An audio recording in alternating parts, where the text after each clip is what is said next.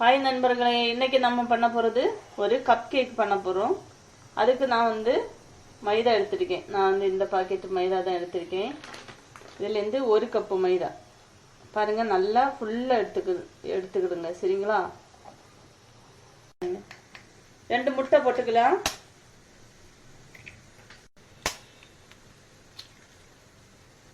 இப்போ சீனி போட்டுக்கலாம்.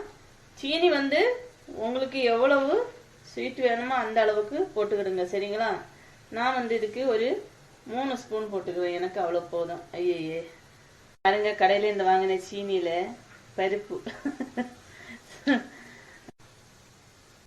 ஈஸ்ட் இந்த மாதிரி ஒரு சின்ன டப்பாயில தான் வாங்குறது.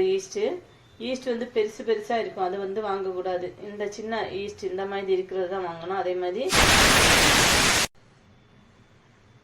ஏன் சொல்றேன்னா, அதே மாதிரி டேட்டு பார்த்து வாங்கணும். ஈஸ்ட் ரொம்ப நாளான ஈஸ்ட்னா கேக்கு நல்லா வராது. எதுக்கு சேர்த்தாலும் ஈஸ்ட் ரொம்ப நாளானதுன்னா அந்த ஃபுட்டு சரியான அளவு நம்ம நினைக்கிறது மாதிரி வராது, புளிச்சு வராது. இப்போ உப்பு ஒரு நுள்ளு போட்டுக்கிடுங்க, ரொம்ப போடக்கூடாது. இது தேவையே கிடையாது, விருப்பப்பட்டா போட்டுக்கிடுங்க. அவங்கவுங்க ஆப்ஷன் தான். நான் இந்த சுகர் போட்டிருக்கேன்ல, அது பேலன்ஸுக்காக கொஞ்சமாக போட்டுக்கிறேன். இது நம்ம இந்த மாதிரி நல்லா மிக்ஸ் பண்ணி கொடுத்துருங்க. இப்போ இதில் ஆயில் விட்டுக்கலாம். நான் ஒரு 1/4 கிளாஸ் ஆயில் விட்டுக்கிறேன். எந்த ஆயிலாக இருந்தாலும் பரவாயில்ல, கோகோனட் ஆயிலை தவிர விட்டுருங்க. சரிங்களா? சமையல் ஆயில். நண்பர்களே, இந்த மாதிரி நல்லா மிக்ஸ் பண்ணிட்டு அப்படியே விட்டுருங்க. ஒரு 1/2 அன் ஹவர் ரெஸ்ட் கொடுக்கலாம்.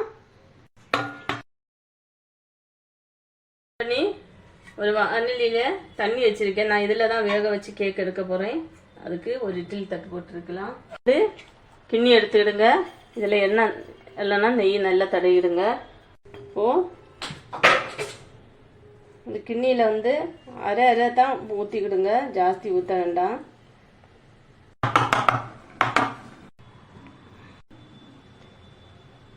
கொஞ்சமாக எள் எடுத்து போட்டுவிடுங்க. கொதிச்சிருச்சு. இப்போ இதில் வச்சுக்கலாம். இப்போ மூடி போட்டு பாருங்க நண்பர்களே, கேக் எப்படி இருக்குன்னு. நல்லா ஸ்மூத்தாக சூப்பராக வந்திருக்கு.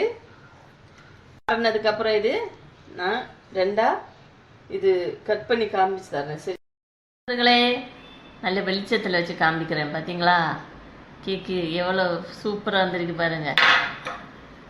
அப்படியே பிச்சு காமிக்கட்டா? இங்கே பாருங்க, சூப்பராக இருக்கு. வீடியோ பிடிச்சிருந்தா லைக் பண்ணி, ஷேர் பண்ணி, கமெண்ட் பண்ணி, மறக்காமல் சப்ஸ்கிரைப் பண்ணுங்க நண்பர்களே. ஓகே, பாய்.